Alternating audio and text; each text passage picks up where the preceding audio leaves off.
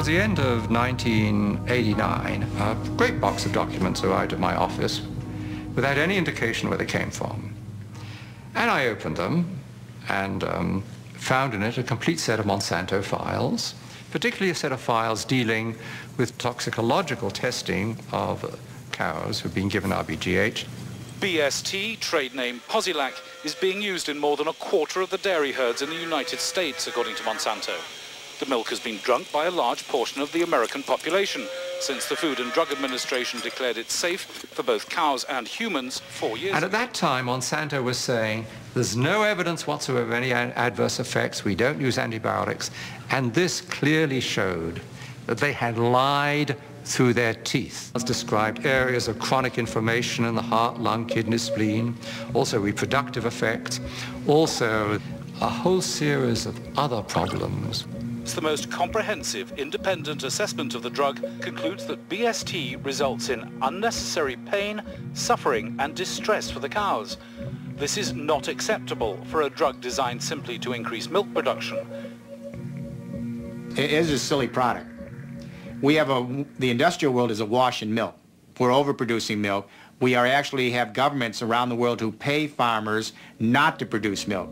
So the first product Monsanto comes up with is a product that produces more of what we don't need.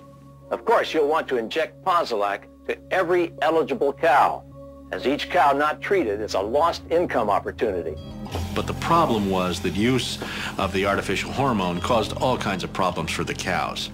It caused something called mastitis, which is a very painful infection of the udders. When you milk the cow, if the cow has bad mastitis, some of the, and I don't know how to say this in a, I hope people aren't watching at dinner time, but the pus from the infection of the udders ends up in the milk, and the somatic cell count, they call it, the bacteria count inside your milk goes up. There's a cost to the cows. The cows get sicker when they're injected with RBGH. They're injected with antibiotics. We know that people are consuming antibiotics through their food, and we know that that's contributing to antibiotic-resistant bacteria and diseases.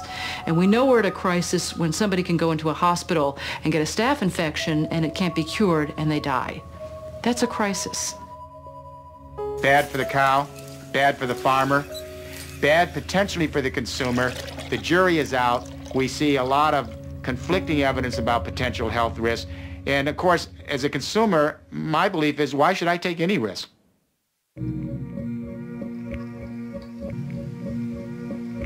Factory farm cows have not been the only victims of Monsanto products. Large areas of Vietnam were deforested by the U.S. military using Monsanto's Agent Orange.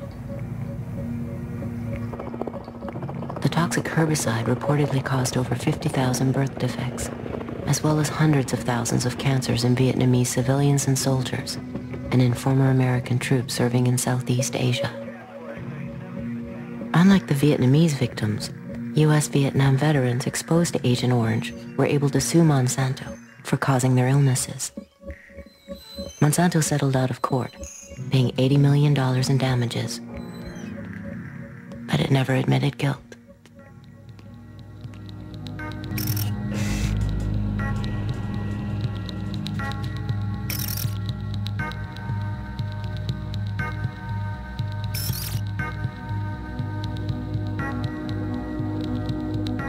Sleeping in a motel in Brewer, Maine one night. I woke up with terrible hay fever and my eyes were burning, and I looked out at the river and there were great mounds of white foam going right down the river. And the next morning I got up and I said, my God, what was that happening last night? He said, oh, that's just the river. And I said, what do you mean? He said, well, look, every night the paper companies send the stuff down the river. I said, what are you talking about? And he said, don't you understand? That's how we get rid of the effluent from the paper mills. Well, I knew at that time. I'd been in a business. I'd sold oil to the paper mills. I knew all the owners. I'd been in politics. I knew the people in the towns. I knew not one constituent of the paper mills wanted to have the river polluted. And yet here the river was being polluted. And it was more or less as if we created a doom machine. In our search for wealth and for prosperity, we created something that was going to destroy us.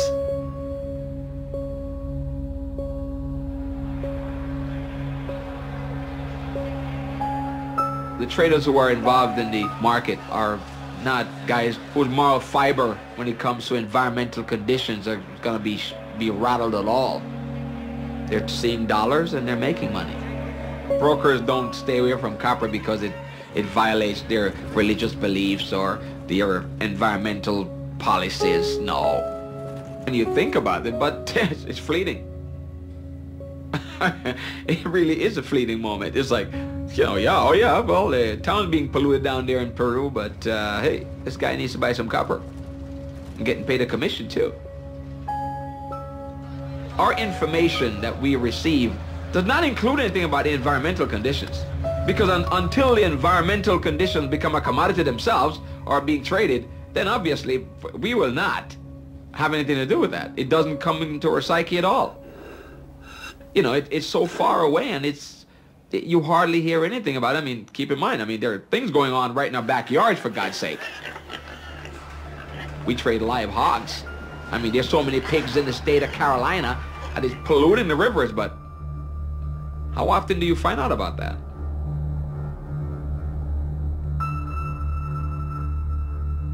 At Multinational Monitor, we put together a list of the top corporate criminals of the 1990s. We went back and looked at all of the criminal fines that corporations had paid in the decade.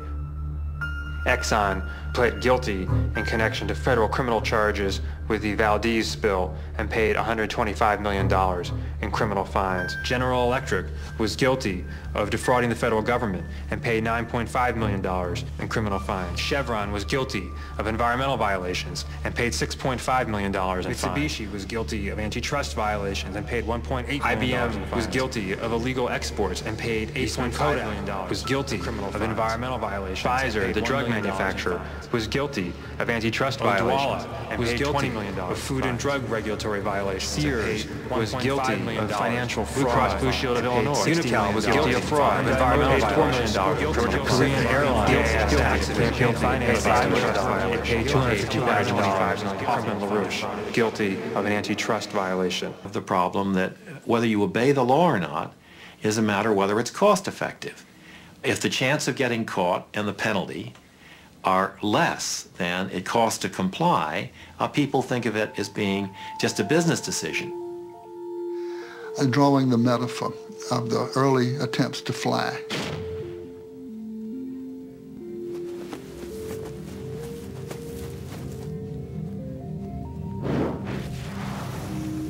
The man going off of a very high cliff in his airplane with the wings flapping, and the guy is flapping the wings, and the wind is in his face, and this poor fool thinks he's flying, but in fact he's in free fall, and he just doesn't know it yet because the ground is so far away.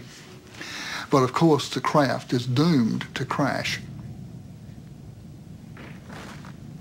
That's the way our civilization is. The very high cliff represents the virtually unlimited resources we seem to have when we began this journey. The craft isn't flying because it's not built according to the laws of aerodynamics, and it's subject to the law of gravity. Our civilization is not flying because it's not built according to the laws of aerodynamics for civilizations that would fly.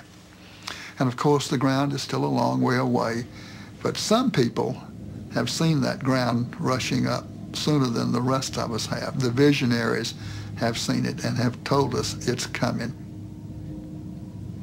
There's not a single scientific peer-reviewed paper published in the last 25 years that would contradict this scenario.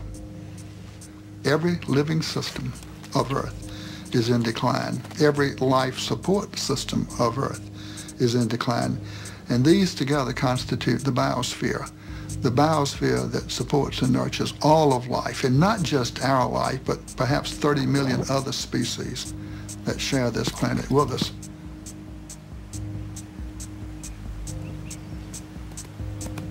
The typical company of the 20th century, extractive, wasteful, abusive, linear in all of its processes, taking from the earth, making, wasting, sending its products back to the biosphere, waste to a landfill. I myself was amazed to learn just how much stuff the earth has to produce through our extraction process to produce $1 of revenue for our company. When I learned, I was flabbergasted.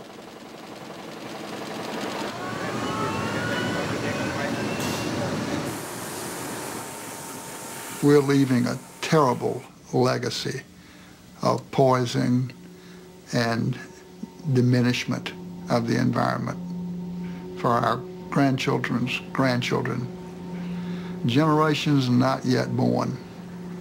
Some people have called that intergenerational tyranny, a form of taxation without representation levied by us on generations yet to be.